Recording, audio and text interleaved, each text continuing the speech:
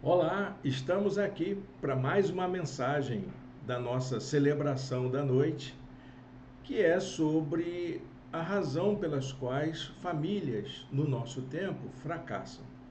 Essa é a pergunta que a gente quer fazer para refletir nesse mês da família, principalmente no dia de hoje, que é o Dia das Mães. Em primeiro lugar, eu gostaria de desejar para todas as mamães que nos assistem, para as mamães de todas as famílias que participam conosco dessa caminhada, um feliz Dia das Mães. Espero que cada mamãe, cada família tenha desfrutado de um bom momento em família, na presença de Deus, curtindo uns aos outros. O meu desejo sincero é que cada mãe seja honrada pelo seu papel dentro da família. Mas eu desejo também que cada filho, cada filha saibam ser gratos às suas mães. Demonstrem com sinceridade, com autenticidade o seu carinho, o seu apreço por suas mamães. Elas fizeram muito por vocês, algo que ninguém nessa vida seria capaz de fazer. E eu desejo mais ainda, eu desejo que cada pai, cada esposo possa atribuir às mães de seus filhos o reconhecimento que elas merecem, o respeito, a dedicação que elas merecem neste dia tão especial. E desejo, claro, com certeza, para todas as famílias, um dia de graça, um dia de bênção, sabendo que a maior expressão do amor de Deus por todas as pessoas é o amor de uma mãe. Amém?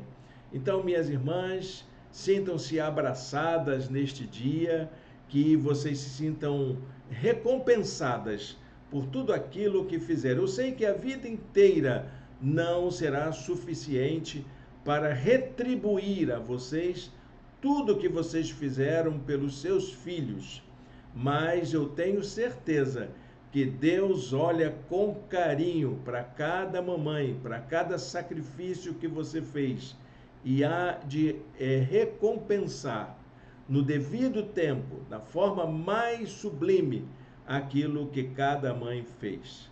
Amém? Eu acho que é bacana isso, não é? É bom a gente falar dessas coisas entre a gente. Bom, gente, nossa mensagem, nossa série de mensagens é sobre famílias que fracassam. Então, nós estamos indo de um polo ao outro no que diz respeito à família.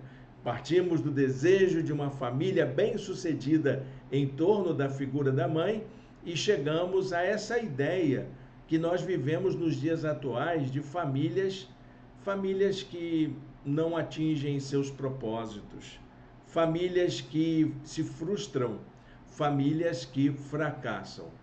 Por que famílias fracassam? Porque famílias cristãs fracassam. Vamos ser honestos, não são só as famílias cristãs que são bem-sucedidas. Há muitas famílias não cristãs no mundo todo que também são bem-sucedidas. E há muitas famílias cristãs que fracassam também, como há famílias não cristãs que fracassam também. Olha, gente, a questão do fracassar ou ser bem-sucedida não tem muito a ver com a religião que a família segue. Tem a ver muito mais com a maneira como os membros da família convivem. E muitas vezes essas coisas escapam do nosso controle. Hoje vamos falar sobre as famílias que fracassam ao ver os seus filhos desencaminhados na vida. As famílias que veem seus filhos por caminharem caminhos que não foram instruídos a caminhar. Por que isso acontece? Então eu queria colocar aqui a nossa apresentação da mensagem de hoje, para a gente poder ler a Bíblia juntos, e a gente partir para essa análise das razões pelas quais uma família consagrada, uma família comprometida com uma vida de purificação, de santidade, de consagração a Deus, por que elas têm que ver seus filhos serem desencaminhados caminharem por caminhos errantes. Vamos pensar sobre isso? Está aqui a nossa apresentação, porque famílias fracassam. Nós vamos então refletir sobre isso juntos, procurando encontrar uma resposta na palavra de Deus para o sofrimento de muitas famílias. O nosso título de hoje, então, é Por que famílias fracassam na formação dos filhos? Por que isso acontece? Porque pais e mães têm que ver que foram muito sérios na educação dos seus filhos, investiram tempo, qualidade na educação dos seus filhos, vem a eles se desencaminharem, se desviarem do caminho que eles apontaram. Eu quero ler um texto da palavra de Deus que fala de uma família da Bíblia que passou por isso. É a família de Samuel. Poucas vezes a gente fala da família de Samuel, não é verdade? Hoje a gente vai falar sobre ela. Hoje a gente vai conhecer essa família do menino que foi consagrado por sua mãe para viver na casa do Senhor. Amém? Vamos fazer isso? Eu vou ler o texto de 1 Samuel, capítulo 8, verso 3. Mas os filhos dele não andaram em seus caminhos. Eles se tornaram gananciosos, aceitaram suborno e perverteram a justiça. Olha que coisa interessante. Os filhos de Samuel não seguiram os caminhos do pai. O pai, que foi um homem que cresceu servindo ao Senhor, adorando ao Senhor no templo, prestando culto e fazendo com que a justiça de Deus se realizasse na vida das pessoas como um juiz de Israel. Por que seus filhos se desviaram? O que aconteceu na trajetória desse pai, dessa família? E é interessante que a mãe não aparece aqui. Qual é o nome da mãe desses meninos? Não aparece, só aparece o nome dos filhos que se desviaram. Então nós vamos refletir sobre isso. Deus abençoe a leitura da sua santa palavra. A pergunta é: por que famílias de pessoas consagradas podem ter filhos que seguem caminhos errantes? Isso não é um problema seu, meu irmão, minha irmã, que passa por isso. Isso não é um problema de famílias cristãs ou não cristãs. É um problema da humanidade. É o fato de que nós somos seres humanos. Olha, meus irmãos, minhas irmãs, há muitas famílias que vivem essa realidade no seu contexto. Há muitas famílias que sofrem com as atitudes erradas de seus filhos, apesar de toda a educação, dos valores e também dos princípios que seus pais puderam ensinar para eles durante a oportunidade que tiveram de formá-los, de orientá-los, de dar a eles o suporte necessário para uma vida equilibrada. Esse é um problema, gente, que pode afetar qualquer família. Vamos começar por aí. Não é porque você está errado ou está errada, é porque esse é um problema que pode. Todas as famílias estão em risco de passarem por isso. A vida correta dos pais não garante que os filhos possam seguir os mesmos caminhos que eles trilharam. E quando isso acontece, claro que é motivo de tristeza, é motivo de decepção e também podemos dizer que é motivo de nos sentirmos fracassados na nossa tarefa como pais. Até mesmo famílias da Bíblia, meu irmão, minha irmã, lembre-se disso, até mesmo famílias da Bíblia passaram por esse problema. E a família de Samuel é um dos exemplos que podem nos ajudar a entender como lidar com escolhas erradas de nossos filhos. Os filhos de Samuel não seguiram o exemplo de vida consagrada de seu pai. Diz a Bíblia que eles não seguiram pelo mesmo caminho de seu pai e acabaram se tornando motivo de vergonha e de rejeição de todo o povo. Eu anotei 10 pontos aqui, não vou colocar a apresentação, mas eu vou mencionar 10 pontos que eu encontrei na narrativa de 1 Samuel, capítulo 1 até o capítulo 8, que fala sobre essas características da família de Samuel. O que aconteceu na família de Samuel? Bom, primeiramente, ele era filho de um casal muito simpático, Ana e Eucana. Era uma família consagrada a Deus. O lar em que ele nasceu era um lar consagrado. Era um lar que se dedicava à adoração, que frequentava a casa do Senhor. E ele foi consagrado ao Senhor desde que nasceu. O pai de Samuel era um homem piedoso, um homem que prestava culto ao Senhor, que era fiel na entrega de suas ofertas. Em 1 Samuel, capítulo 1, verso 3, diz assim: todos os anos, olha que fidelidade, né? Todos os anos, esse homem ia da sua cidade para adorar e sacrificar ao Senhor dos Exércitos. Era um homem de fé, era um homem de religião, pelo menos, né? Segundo aspecto que eu encontro nessa narrativa, o terceiro aspecto, aliás, é que Eucana tinha um lar com duas esposas. Era um lar marcado pela poligamia, Ana e Penina. Para nós, na nossa contemporaneidade, isso é um problema. Naquela época era costume, principalmente pelo fato de que Ana não podia ter filhos, ela era estéril. Mas com Penina, Eucana tinha muitos filhos e filhas, diz a palavra de Deus, nos versos 4 e 5. Ana era estéril e Penina tinha muitos filhos.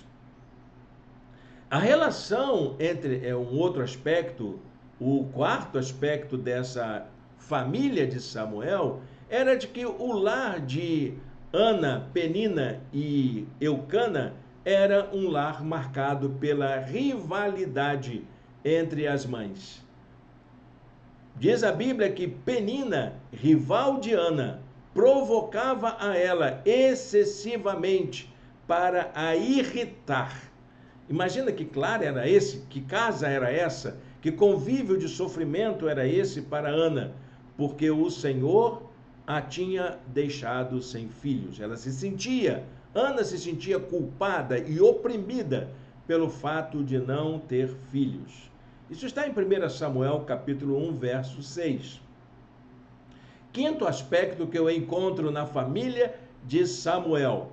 Apesar do sofrimento de Ana, Ana era uma mulher de oração. Ana buscava o Senhor. Ana confiava que a solução do seu problema não viria do seu marido, que dizia que era uma pessoa tão amável, uma pessoa que se dedicava a ela, que demonstrava seu amor por ela.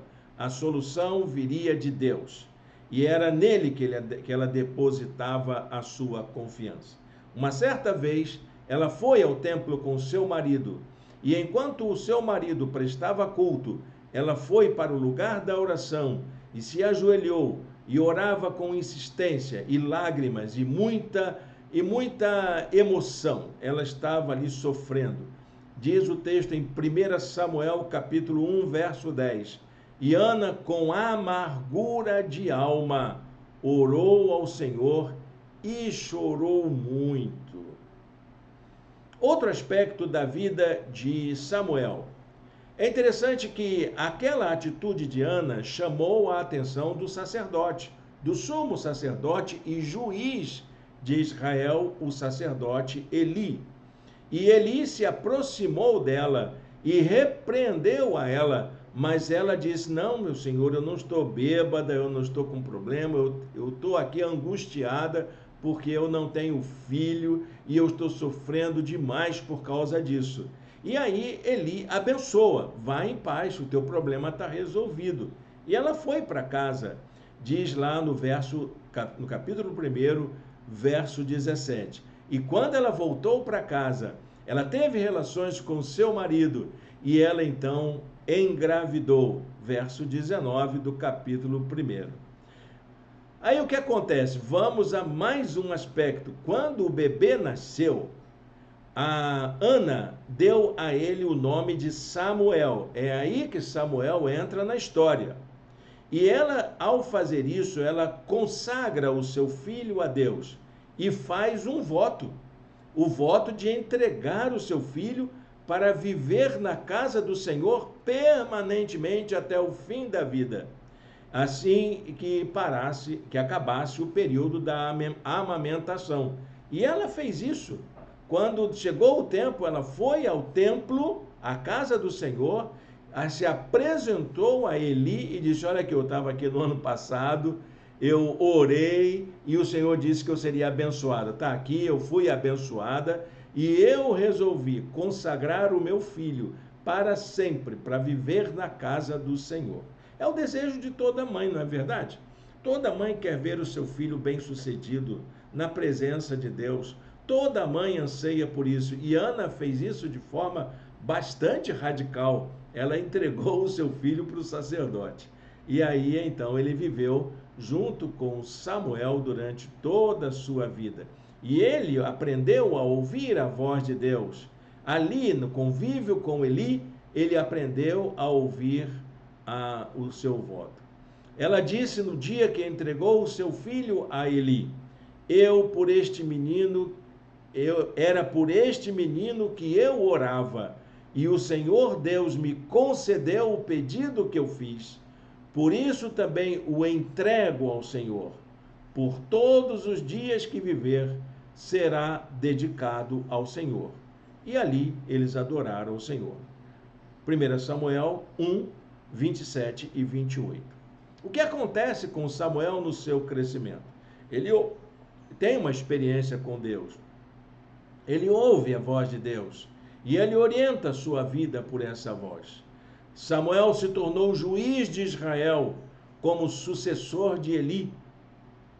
E ele viveu em meio a muitas crises de corrupção, de instabilidade política da sua época. Samuel, então, ele constitui família. Ele, na sua jornada familiar, ele tem 2 filhos. A um ele deu o nome de Joel e o outro ele chamou de Abias, aos quais ele constituiu como juiz de Israel. Está lá em 1 Samuel, capítulo 8, verso 1. Os filhos de Samuel, por acaso, não era flor que se cheirasse, eram corruptos, gananciosos e injustos. Que situação, né? O pai, que era um exemplo de justiça, de retidão, vê os seus filhos fazerem isso. E é por causa desse mesmo problema que a família de Samuel pôde ser rejeitada na linha de continuidade do governo de Israel. Por quê? Porque a família de Samuel repetiu os mesmos erros da família de Eli. Os filhos do sacerdote Eli era tudo gente que não presta. O pior que poderia acontecer, eles se beneficiavam do poder. E eles chegaram a ser chamados de filhos de Belial. 1 Samuel 2,12. Você sabe o que é um filho de Belial? Filho de Belial é um termo hebraico traduzido, transliterado para o português, literalmente. O filho de Belial é aquele sujeito que não presta para nada. É um imprestável. Não fabricou na vida um prego. Não fez um sabonete na vida. Não sabe o que é trabalhar. Viveu sustentado do dinheiro público. Viveu às custas do poder público a vida inteira. E se aproveita disso. Então, o filho de Belial é aquele sujeito que não serve para nada. É o sem caráter. É o sujeito perverso, que só pensa em fazer coisas para benefício do seu grupo, para seus interesses pessoais, para acumular riqueza para si. Uma das evidências desse significado de filho de Belial é que o povo não quis saber desse tipo de governante. Eu não quero gente que não presta para nada, gente imprestável, gente corrupta, gente perversa governando o meu país. E eles pediram então para Samuel um outro nome, mas que não fosse mais juiz, mas que fosse rei. É aí que começa então a monarquia de Israel, porque eles não queriam mais conviver com aquela sequência de histórias corruptas que Israel passava. O que pode fazer com que isso aconteça nos nossos dias atuais? Você já pensou nisso? O que está acontecendo? Eu queria apresentar, então, 3 bons motivos para a gente cuidar bem dos nossos filhos e poder torcer, confiar que a orientação que virá para os nossos filhos não é a nossa, é a de Deus. A gente insistir nesse fato de que é Deus quem vai moldar a vida de nossos filhos. O primeiro aspecto, o primeiro motivo para essa confiança é a gente entender que a fé e a conduta das pessoas são escolhas pessoais. Os nossos filhos, as nossas filhas vão decidir em que eles acreditam, em que eles confiam e também o que orienta as suas práticas. A fé e o caráter não são transmitidos para os filhos como herança. Eu me lembro de uma peça teatral que dizia que filhos de crente não são netos de Deus. É importante a gente entender isso. Eu sou filho de Deus porque eu creio em Jesus como meu Salvador, mas meus filhos obrigatoriamente ainda não tomaram essa decisão, ou já tomaram, ou ainda vão tomar. Como que eles vão expressar isso? Agora é com eles. Eu tenho a consciência de que eu os eduquei. Eles também vão precisar passar pela sua própria experiência de transformação de vida, de encontro com Deus. Samuel fora criado na casa do Senhor. Ele fez o seu encontro com Deus. E muito provavelmente ele também criou os seus filhos no mesmo ambiente, no mesmo contexto que ele aprendeu a ouvir a voz de Deus. Também os filhos do sacerdote Eli foram criados na casa do Senhor. Isso demonstra que criar filhos na igreja nem sempre é garantia de uma vida consagrada. Eu poderia falar aqui de várias experiências de homens e mulheres que sofreram com os seus filhos, que foram criados na igreja e se afastaram da fé. A Bíblia orienta que os pais têm o dever de servirem como bons exemplos para seus filhos. Foi o que Samuel fez, foi o que Eli fez. Mas também orienta para que esses pais trabalhem pela boa formação dos seus filhos. A tarefa de instruir os filhos no conhecimento de Deus é dos pais. Não é para deixar para depois, é educá-los enquanto tem oportunidade. Mas, apesar da Bíblia colocar essa responsabilidade na vida dos pais, ela não culpa os pais pelas escolhas dos filhos. Não há nenhuma obrigatoriedade para que os filhos obedeçam aos pais dessa maneira. O conselho bíblico, aliás, é para que possamos fazer a nossa parte, a fim de que eles possam ser bem instruídos e se lembrem dos ensinos que receberam. O livro de Provérbios fala sobre isso. Ele diz assim: ouça, meu filho, a instrução de seu pai e não despreze o ensino da sua mãe. Depois que os pais cumprem com sua tarefa, a carga recai sobre os filhos amadurecidos. São eles que vão ter que responder pelos seus atos. Segundo lugar, segundo motivo, a influência que nossos filhos sofrem através da vida social. As normas da vida social, os valores sociais, a moral imposta pela sociedade conflitam com os ensinos familiares que eles recebem. Eles são expostos a isso. Samuel viveu e educou os seus filhos em um período de profunda decadência espiritual de Israel, decadência moral, decadência política do Estado de Israel. Não podemos negar a força que as más influências exercem sobre nossos filhos e como eles estão constantemente expostos à mentalidade dominante da nossa época. A pressão social que hoje é exercida através de meios de comunicação de massa, cinema, televisão, jornal, também as redes sociais que infestam a mente de nossos filhos e filhas com informações duvidosas, seduzem mais do que o ensino que eles receberam dentro de suas famílias.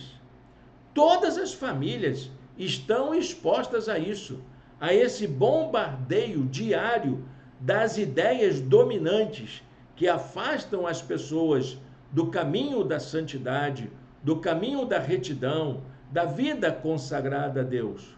O único recurso que as famílias ainda mantêm, ainda dispõem para lidar com as pressões da vida em sociedade é a oração. É o único meio que a gente tem para enfrentar esse problema e para cuidar dos nossos filhos. Nunca desistam de orar por suas famílias. Nunca deixem de orar pelos seus filhos. Só o que pode realizar a obra transformadora na vida de nossos filhos é o Espírito Santo de Deus. E é a Ele que devemos levar as nossas petições. Por isso nós precisamos orar sem cessar pelos nossos filhos. Sabe por quê? Porque Deus promete cuidar da vida de nossos filhos para sempre. Isaías 54:13. Deus promete ao seu povo: todos os seus filhos serão ensinados pelo Senhor, e grande será a paz das suas crianças. Deus abençoe nossos filhos, Deus proteja os nossos filhos, Deus guarde os nossos filhos. Mas há um terceiro motivo, que é o fato de que o maior poder transformador é o amor. O poder do amor na educação dos filhos é insuperável. Não há nenhum poder maior do que este. Nada pode mais do que o amor de uma mãe, o amor de um pai pelos seus filhos. Não podemos subestimar, nem duvidar do poder do amor ao disciplinar os nossos filhos. Pais que amam corrigem seus filhos da maneira correta. Porém, pais que não são amorosos, pais que não têm amor pelos seus filhos, podem corrigir, mas não vão corrigir na maneira adequada. A diferença é que corrigir com amor visa a formação, o crescimento pessoal dos nossos filhos. E sabe quando é que você corrige sem amor? Correção sem amor pode resultar em mágoas, ressentimentos e até revolta. Correção sem amor é violência. Pais que educam com amor usam a força do seu exemplo, a força do seu argumento e não a força da violência. Pais que educam com amor se baseiam no diálogo, se baseiam na escuta dos filhos e não na imposição. Pais que educam com amor reconhecem seus erros e procuram corrigir suas atitudes e não se tornam arrogantes. Pais que educam seus filhos com amor deixam lições profundas na memória de seus filhos e não feridas em seus corpos e em suas mentes. A Bíblia pede que eduquemos os nossos filhos com amor. O apóstolo Paulo, na carta aos Efésios, diz: pais, não irritem seus filhos, antes criem-nos segundo a instrução e o conselho do Senhor. Bem, meus irmãos, minhas irmãs, educar filhos e filhas, formá-los e orientá-los para a vida não é tarefa fácil. Ninguém nasceu treinado e habilitado para isso. Nós aprendemos a fazer isso fazendo, ao longo da vida. É um desafio para todos os pais, principalmente os pais de primeira viagem.